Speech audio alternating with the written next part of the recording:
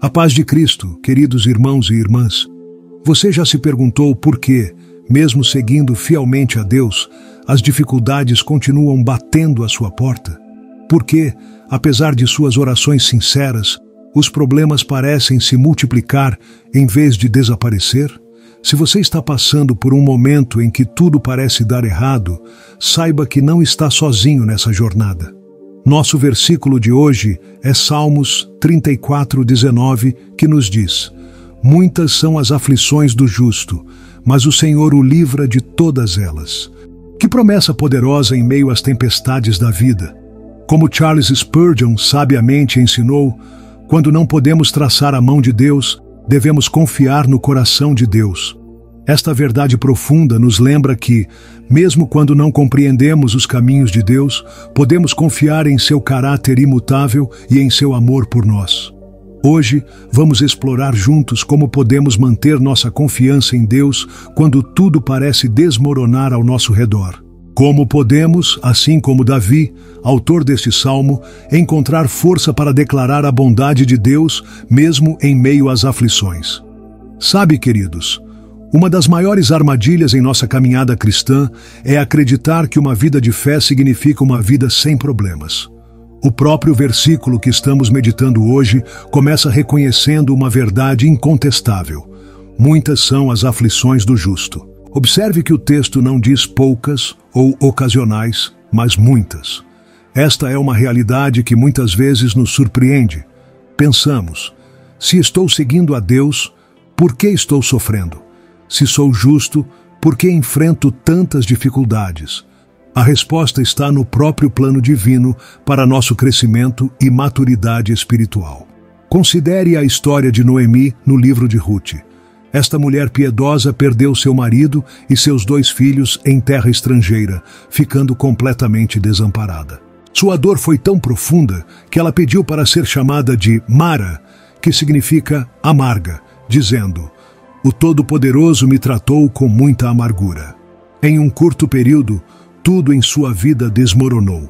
No entanto, foi através dessas mesmas aflições que Deus teceu uma história de redenção extraordinária, trazendo Ruth para sua família, uma mulher que se tornaria bisavó do rei Davi e parte da linhagem do próprio Messias. As aflições não são sinais do abandono de Deus, mas muitas vezes são instrumentos em suas mãos. Como o ourives que purifica o ouro através do fogo, removendo as impurezas, Deus permite certas provações em nossas vidas para refinar nosso caráter e fortalecer nossa fé.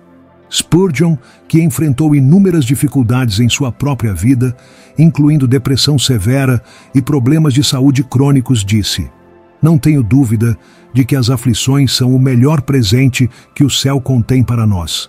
Que perspectiva revolucionária! Ver as aflições não como punições, mas como presentes de Deus que nos moldam à imagem de Cristo. Quando reconhecemos que as aflições fazem parte da jornada do justo, deixamos de nos surpreender com elas e começamos a buscar o propósito de Deus em cada situação difícil. Esta é a primeira etapa para confiar em Deus quando tudo parece dar errado. A segunda parte do nosso versículo contém uma promessa que precisamos receber: mas o Senhor o livra de todas elas. Note bem, não de algumas, não da maioria, mas de todas as aflições. Você crê nisso, irmãos? Esta é uma garantia dos céus que podemos agarrar com firmeza quando as circunstâncias parecem dizer o contrário. O que significa ser livrado por Deus? Muitas vezes, esperamos que o livramento signifique a remoção imediata do problema. Queremos que a doença desapareça instantaneamente, que a dificuldade financeira se resolva da noite para o dia, que o relacionamento rompido seja restaurado em um piscar de olhos. E sim, às vezes, Deus opera dessa maneira. Porém, o livramento dele frequentemente se manifesta de formas que não esperamos. Considere o profeta Daniel. Quando seus 3 amigos foram lançados na fornalha ardente por não adorarem a estátua de Nabucodonosor, Deus não impediu que fossem jogados no fogo. Ele os livrou no meio do fogo. O rei ficou maravilhado ao ver não 3, mas 4 homens caminhando ilesos entre as chamas. Da mesma forma, quando o próprio Daniel foi lançado na cova dos leões, Deus não impediu que ele fosse jogado lá, mas fechou a boca dos leões durante toda a noite. O livramento veio não pela ausência da provação, mas pela presença de Deus no meio dela. Às vezes, o livramento vem através da força sobrenatural para suportar a aflição. O apóstolo Paulo implorou 3 vezes para que Deus removesse seu espinho na carne, mas a resposta do Senhor foi: minha graça te basta, porque o meu poder se aperfeiçoa na fraqueza. Olha que bênção maravilhosa! Paulo descobriu que ser sustentado na aflição era uma forma de livramento tão poderosa quanto a remoção da aflição. Spurgeon observou o seguinte: quando você não consegue subir a montanha, Deus a aplainará para você. Se ele não aplainar a montanha, ele lhe dará força para escalá-la.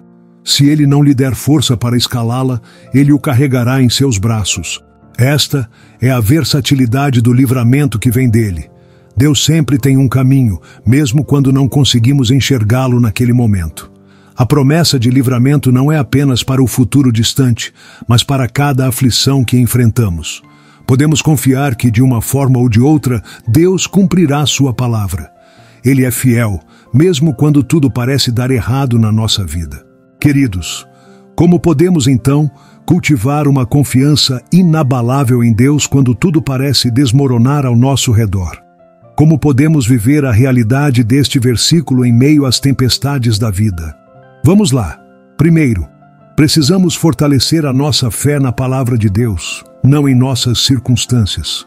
Quando o rei Josafá enfrentou um exército esmagadoramente superior, ele não olhou para seus recursos limitados, mas declarou o seguinte: não sabemos o que fazer, mas os nossos olhos estão postos em ti. 2 Crônicas 20, versículo 12.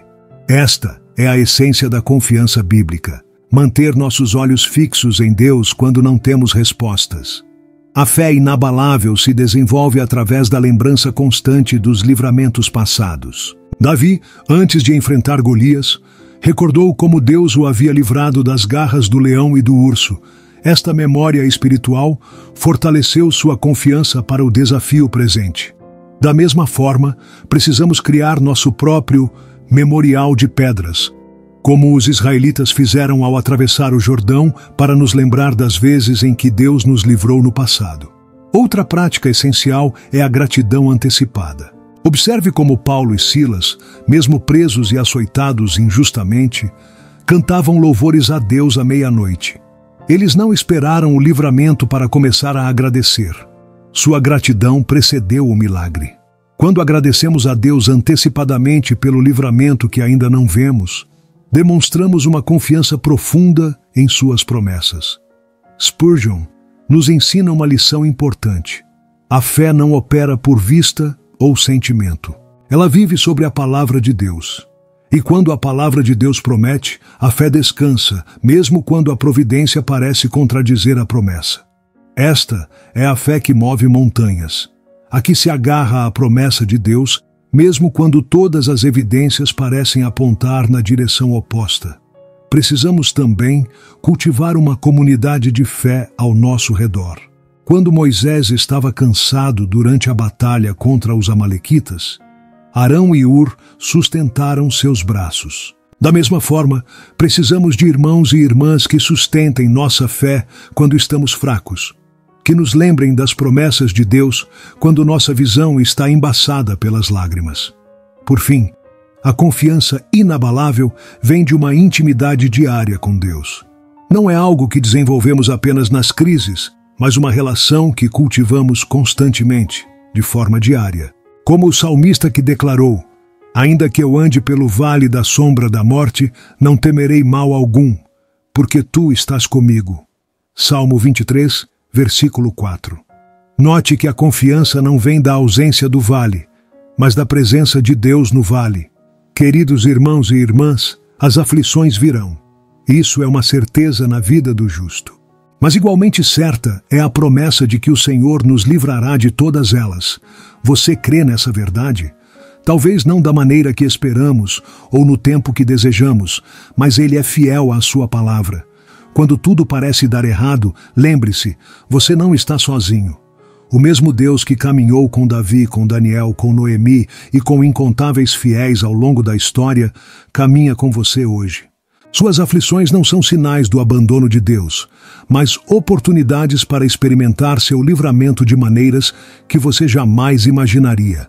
Como Spurgeon sabiamente nos lembra, quando não podemos ver a mão de Deus, devemos confiar em seu coração. Este é o segredo para confiar em Deus quando tudo dá errado.